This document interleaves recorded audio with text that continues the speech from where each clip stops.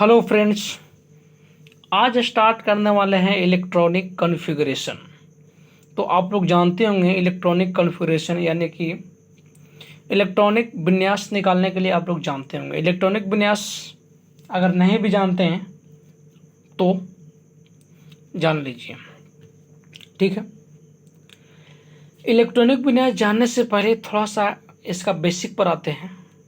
देखिए, ये क्या होता है, ये क्या है, ये नाभिक है। ये क्या है, नाभिक है। और नाभिक के जो नज़दीक होता है ना, ये पहला कक्षा कहलाता है। पहला कक्षा के बाद दूसरा कक्षा, दूसरा कक्षा के बाद तीसरा कक्षा, तीसरा कक्षा के बाद चौथा कक्षा आता है, ठीक है। अब ये कक्षा बोल रहे हैं बार बार, पहला दूसरा तीसरा, ये क्या है? तो कक्षा किससे मिलता है? तो कक्षा मिलता है ना, ये मिलता है मुख्य क्वांटम संख्या से। अब बोलिएगा मुख्य क्वांटम संख्या क्या है? तो हम लोग बताते हैं। देखिए, सबसे पहले यहाँ पे समझिएगा कि नाभिक जो है, नाभिक के अंदर दो कण होता है। एक का नाम है प्रोटॉन और दूसरा का नाम है न्यूट्रॉन। प्रोटॉन पर होता है पॉजिटिव चार्ज और न्यूट्रॉन पर कोई चार्ज नहीं होता है, मतलब कि आवेशहीन होता है। और इलेक्ट्रॉन के चारों ओर जो चक्कर लगाता है उसको हम लोग बोलते हैं क्या? जो नाभिक के चारों ओर चक्कर लगाता है उसको इलेक्ट्रॉन बोलते हैं।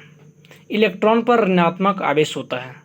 ये भी मैं बता देता हूँ कि न्यूट्रॉन जिसका खोज कौन किया था? चैडविक किया था। प्रोटॉन का गोल्डस्टीन या रदरफोर्ड। इलेक्ट्रॉन का जे थॉमसन किया था, ठीक है। ये सब आप लोग जानते होंगे। हम लोग का मेन मकसद है, ये जो बना रहे हैं इलेक्ट्रॉनिक विन्यास सीखेंगे, लेकिन थोड़ा सा बेसिक है, समझ लेते हैं, ठीक है। ऐसे ये सब का अलग चैप्टर है, हम पढ़ा चुके हैं। आप अगर नहीं देखे होंगे तो मेरा वीडियो पर, मेरा चैनल का नाम है सिकंदर कुमार, ठीक है। मेरे चैनल पर जाइए और देख लीजिए। यहाँ पे स्टार्ट करते हैं मुख्य क्वांटम संख्या। तो मुख्य क्वांटम संख्या को n से सूचित करते हैं, ठीक है।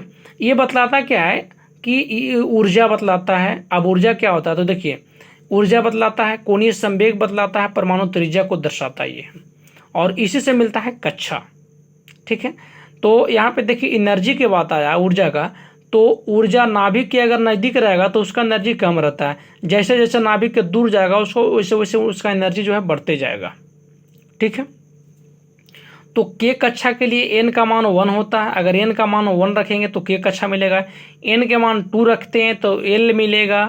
एन के मान 3 रखेंगे तो एम मिलेगा। एन के मान 4 रखेंगे तो एन मिलता है। यानी के एल एम एन मुख्य क्वांटम संख्या, ठीक है, मुख्य क्वांटम संख्या से मिलता है। इसको कक्षा बोलते हैं, इंग्लिश में ऑर्बिट बोला जाता है। और एक बताओ, नाभिक के आकार 10⁻⁻15 मीटर होता है, जो एक फार्मी के बराबर होता है। अब परमाणु की त्रिज्या वो लगा तो 10⁻10 मीटर, जो एक एंगस्ट्रम के बराबर होता है, ठीक है। तो जितना भी क्वेश्चन बनता है सब जो है बताते जाते हैं, कोई दिक्कत नहीं होगा। चलिए नेक्स्ट में देखिए। तो हम लोग जान गए कि कक्षा क्या होता है। कक्षा किससे मिलता है? कक्षा मुख्य क्वांटम संख्या से मिलता है। अब नेक्स्ट जानेंगे कि कक्षा में क्या होता है। तो कक्षा में उपकक्षा होता है। ये रटते होंगे तो रटने से काम नहीं चलेगा, ऐसा पढ़िए कि समझ में आवे, ठीक है। तो कक्षा में होता है उपकक्षा। तो देखिए, द्विगंशीय क्वांटम संख्या क्या बतलाता है? इसको सूचित करते हैं एल से। इलेक्ट्रॉन की उपकक्षा के बारे में बतलाता है ये द्विगंशीय क्वांटम संख्या। इसको बोलते हैं सब ऑर्बिट। क्या बोला जाता है इसको? सब ऑर्बिट बोला जाता है। इसका मान होता है 0 to n-1, मतलब 0 to n-1 द्विगंशीय क्वांटम संख्या का मान होता है। मान इसको निकालना है तो देखिए उपकक्षा कैसे मिलेगा। उपकक्षा जानते होंगे कौन होता है? SPDF, ये सब होता है ना।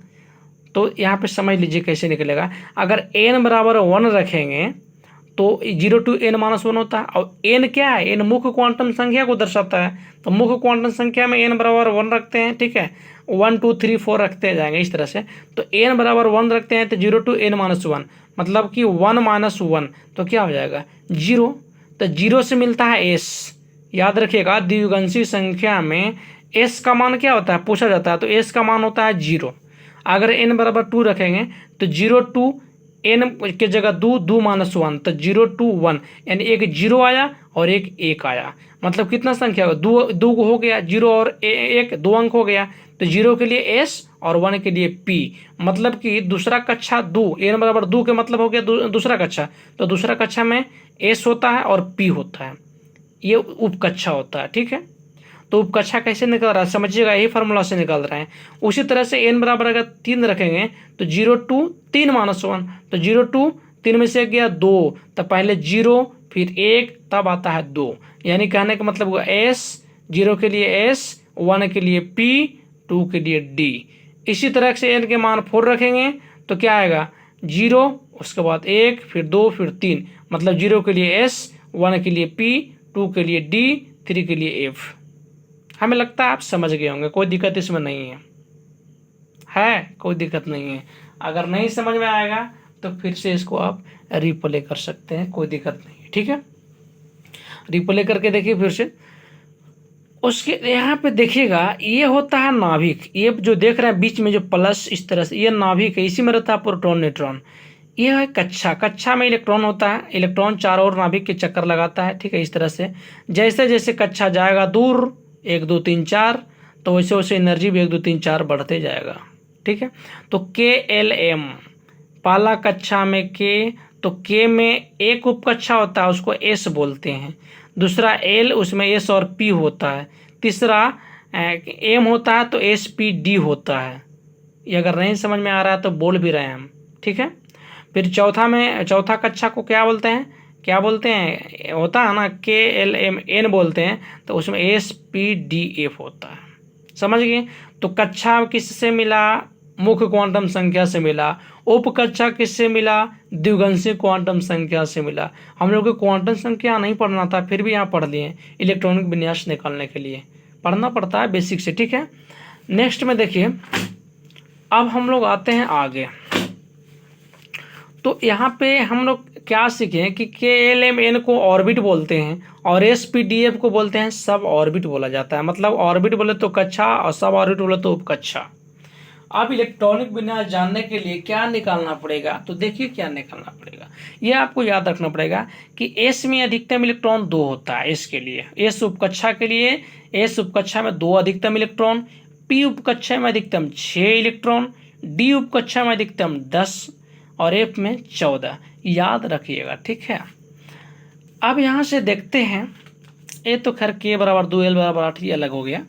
देखिए इलेक्ट्रॉनिक विन्यास निकालने के लिए एक चीज आपको और समझना पड़ेगा। क्या समझना पड़ता है, देखिए हमारे अफबाओं का, ये भी एक एग्जाम में क्वेश्चन पूछा जाता है कि इलेक्ट्रॉनिक विन्यास भरते हैं जो मतलब किसके अनुसार, तो अफबाओं के अनुसार। अफबाओं बोले थे कि कम एनर्जी वाले कक्षा से अधिक एनर्जी वाले कक्षा में भरिएगा। ठीक है ना, जब भी इलेक्ट्रॉनिक विन्यास निकालना है तो सबसे पहले कम ऊर्जा वाला लेंगे, कम ऊर्जा वाला कक्षा से अधिक ऊर्जा वाला कक्षकों में भरा जाता है, इसी के अनुसार निकाला जाता है। ठीक है, तो ये तो जानते होंगे।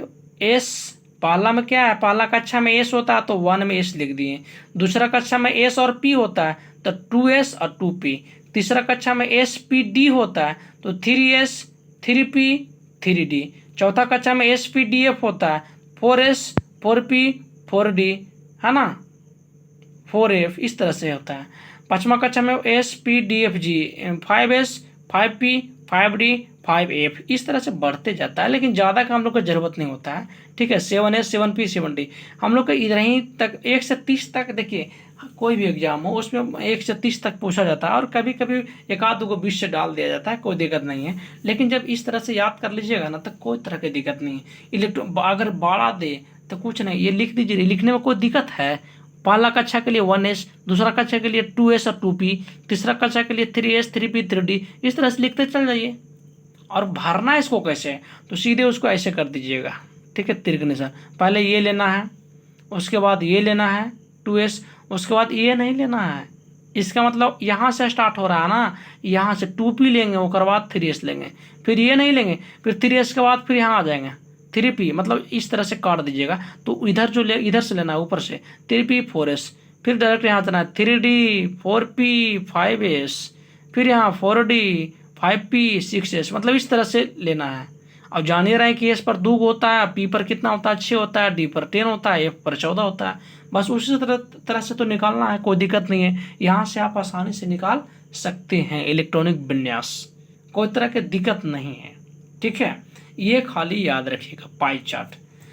तो एनर्जी को बढ़ते हुए क्रम में लिखा जाता है, मतलब सबसे कम को लिखेंगे। देखिएगा दूसरी बात, देखिए लिखे, यहाँ पे लिख दिया ना 1S 2S 2P 3S 3P, यहाँ पे क्या हो जाएगा 3D हो जाएगा, है ना। यहाँ पे आपको हो जाएगा क्या होगा 3D होगा, यहाँ पे 3D हो जाएगा, फिर 4S 4P और 4D हो जाएगा, ये हो जाएगा 5P हो जाएगा। ठीक है, 6X 6S 6P 6D 6F 6G इस तरह से बढ़ता जाता है। आगे लिखने की ज़रूरत ही नहीं है, क्योंकि हम लोग को उधर के काम ही नहीं रहता है, जहाँ काम होगा वहीं लिखेगा ना, 5P 5D 5F। ठीक है, तो इस तरह से होता है। तो देखिए सबसे पहले बात है कि एनर्जी को, जिसका एनर्जी कम रहेगा उसको लिखना है सबसे आगे, लेकिन एक बात याद रखना है और, हाँ ठीक है, ऐसे इलेक्ट्रॉन जिसका कम रहेगा उसका लेंगे, एनर्जी जिसका कम रहेगा उसका लेंगे। तो एनर्जी कैसे निकलता है, ई बराबर होता है एन प्लस एल। ई बराबर क्या होता है एन प्लस एल, एन 1 2 3 4 और एल जो हो गया, तो एस के लिए एल के मान क्या होता है 0, पी के लिए 1, डी के लिए 2, एफ के लिए 3। अभी तो उधर निकाल के बताएं ना, ये याद रखेगा। जैसे 1s है तो 1 हो गया एन के मान, तो 1, और एस के लिए एल के मान कितना होता है L, N N plus L होता है ना, तो 1 2 3 4 रहेगा, ई एन हो जाएगा। अब एस के लिए क्या होता है 0, तो एक में 0 जोड़ेंगे तो एक, इसका एनर्जी सबसे कम है इसलिए इसको पहले लिखेंगे। फिर देखिए 2s, ठीक है, तो 2s यानी कि 2n हो गया, अब एस के लिए 0 होता है यानी 2 होता है, यानी 2 + 0 2, 2p 2 और p के l के मान क्या होता है 1, तो 2 1 3 है ना। फिर 3s तो 3 और s के लिए 0 3, 3p 3 और p के मान l के लिए होता है 1, तो 3 1 4 हो जाएगा। फिर 3d तो 3n के बराबर 3 और प्लस l होता है, तो d के लिए l के मान कितना होता है याद रखिएगा 2 होता है, तो 3 में 2 जोड़ेंगे कितना हो गया 5। ठीक है, तो इस तरह से एनर्जी होता है। यहाँ पे क्या हो जाएगा 4, यहाँ पे क्या हो जाएगा 4 1 5, यहाँ पे क्या हो जाएगा 4 2 6, यहाँ पे हो जाएगा, यहाँ पे क्या होगा ये, तो पहले एस फिर एस पी, फिर तीसरा में एस पी डी, फिर एस पी डी एफ, ये 4 ना होगा जी 4F होगा। ठीक है, इस तरह से मतलब लिखा जाता है, और ज़्यादा का ज़रूरत नहीं होता है, हम लोग का इधर ही तक ज़रूरत होता है। ठीक है, एक बात और, इसको अगर ये समझ में नहीं आ रहा है याद करने के लिए तो सबसे बढ़िया है, तो एक काम जानते हैं क्या करिएगा, सबसे पहले हम लोग क्या लिखते हैं, ये एस लिखते हैं है ना, फिर एस, उसके बाद यहाँ पे इस तरह से काटते हैं, इस तरह ऐसे नहीं लिखते हैं जी, ये देखिए ठीक है, इस तरह से आपको होता है, ऐसे ऐसे होता है ना। इधर से शुरुआत करते हैं, इधर से ऐसे, बस इसको लिख करके जिसका बोलेगा वैसे निकाल सकते हैं बहुत आराम से, कोई दिक्कत नहीं है।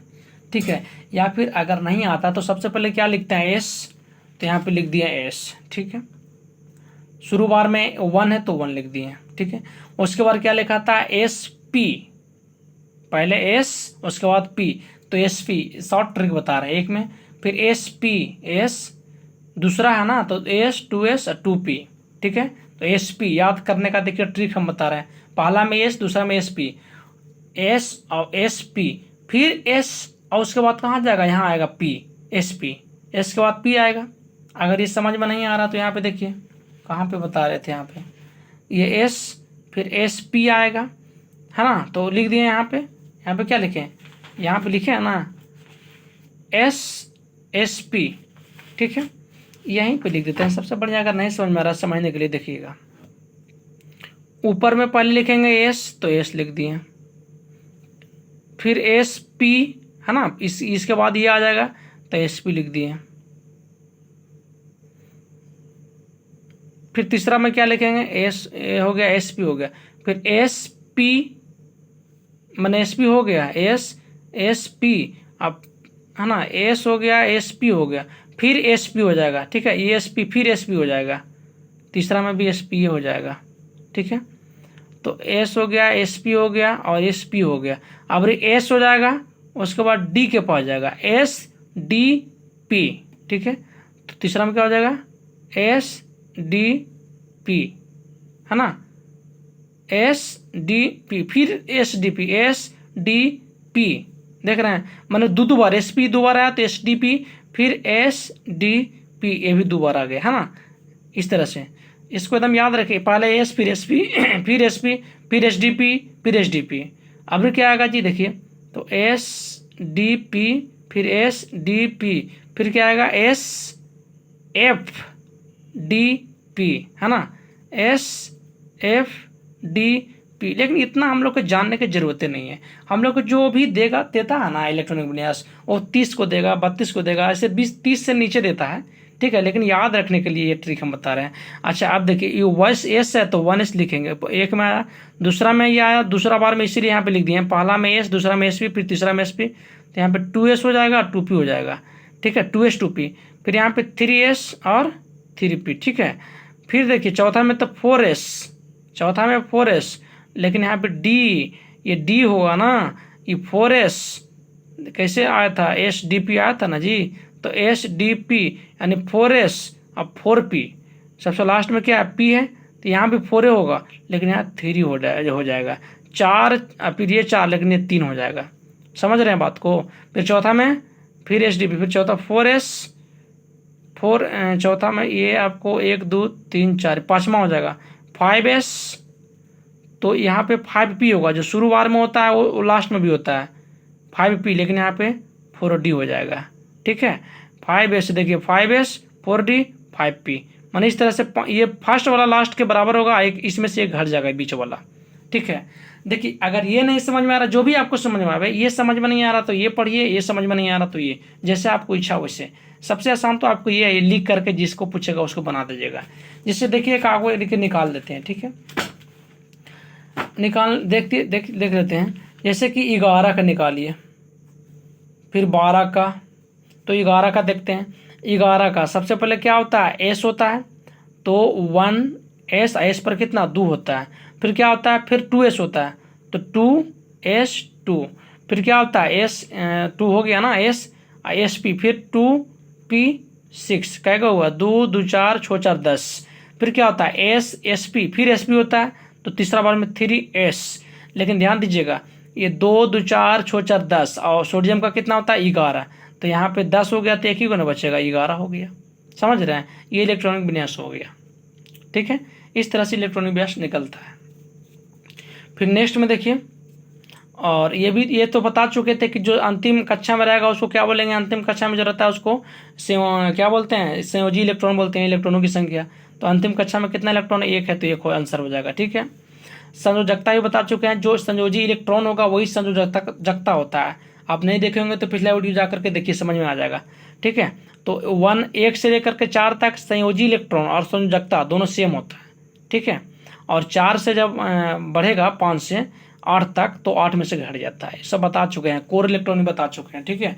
कोर इलेक्ट्रॉन तो बोलते हैं संयोजी इलेक्ट्रॉन को छोड़ करके बाकी जो बचा कोर इलेक्ट्रॉन है। पूछेगा कि सोडियम में कितना इलेक्ट्रॉन कोर इलेक्ट्रॉन है, तो इसको अंतिम कक्षा का छोड़ करके बाकी कितना बच रहा है, 6 2 8 2 10, 10 को कोर इलेक्ट्रॉन हो जाएगा। उसी तरह से देखिए 12 का निकाल सकते हैं, 1S2 2S2 2P6 2P6 3S2, है ना। यहाँ पे 12 हो गया, 2 2 4 6 4 10 2 12। इस तरह से आप को निकाल 1 से 20 तक तो आप निकाल सकते हैं आराम से। जैसे 12 है तो 1 से 20 तक इसी से निकाल सकते हैं, 2 8 8 से, 2 8 8 2 10, फिर 2 हो गया, ठीक है।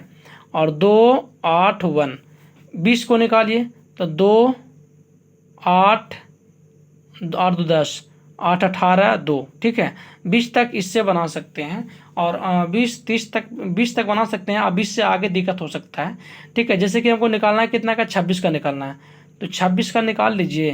कैसे होगा, पहले क्या होगा 1S2, फिर 2S2, फिर 2P6, फिर 3S2, क्या होता है SP, फिर SP, फिर आपको 3P6, क्या हुआ जी 2 2 4 6 4 10 10 2 12 12 4 18 ना हुआ। अब S हो गया, SP हो गया, SP हो गया। अब SDP होता है, तो क्या हो गया 4S2, फिर D आएगा, तो 3D कितना देख लीजिए, 2 2 4 6 4 10 10 2 12 12 4 18 18 2 20। और D पर होता है कितना, D पर 10 होता है, लेकिन हमको जरूरत है कितना 6 के, 20 हो गया। ये देख लिया ना, इस तरह से बनता है। तो हमको लगता है इलेक्ट्रॉनिक विन्यास भी आप लोग बना लीजिएगा, कितनों को बोले कोई दिक्कत नहीं है, ठीक है। एकदम आराम से बना लीजिएगा, उसमें कोई दिक्कत नहीं। एक देखिए 24 का निकालिए, 24 का क्रोमियम का 24 होता है, तो 1S2 2S2 2P6 3S2 3P6 4S2, ध्यान दीजिएगा 2 2 4 6 4 10 10 2 12 12 14 18 2 20। अब ज़रूरत कितना है सरकार? तो ज़रूरत कितना है? ज़रूरत तो है मेरा, अच्छा एस पी फिर SDP होता है, SDP होता है ना, SDP होता है। तो 1:2 2:2 2p6 3:2 3p6 4:2 2 2 4 1:2 2:2 2p6 3:2 3p6, ठीक है 4:2। तो 2 2 4 6 4 10 10 2 12 12 6 18 2 20। उसके बाद क्या हो जाएगा? 3D कितना होगा? 3D 4। यही तो होना चाहिए ना, यही ना होना चाहिए जी। 4 2 6 6 4 2 6 6 12 2 12 2 14 6 20 2 22 2 24, यही होना चाहिए।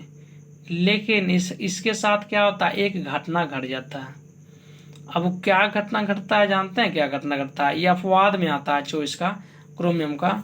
यहाँ पे आपको हो जाएगा 1:2 2:2 2p6 3:2 3p6 4s1 हो जाता है, 4s1 हो जाता है और 3D5 हो जाता है। ये गलत कर देता है, ये वाला सही करता है। होना चाहिए ये वाला, लेकिन होगा ये वाला। इसमें क्या होता है ना, अपवाद में है, याद रखिएगा। ये 24 वाला अपवाद में है, एक 29 वाला भी होता है, दोनों अपवाद में होता है। ये दोनों का हम अलग वीडियो बनाएंगे, कोई दिक्कत नहीं है, ठीक है। तब तक के लिए अगर आपको ये नहीं समझ में आया होगा तो इसको फिर से देखिए, समझ में आ जाएगा, कोई बड़ी बात नहीं बताया, ठीक है ना। तो इसको आराम से समझिए, इलेक्ट्रॉनिक विन्यास बहुत बढ़िया से है, आराम से समझ में आ जाएगा, ठीक है। तो ठीक है, अगर मेरे चैनल पर नए हैं तो सब्सक्राइब और लाइक जरूर कीजिएगा। और जो अब इलेक्ट्रॉनिक विन्यास में 24 का और 29 का दो अपवाद में होता है, उसका हम अलग वीडियो बनाएंगे।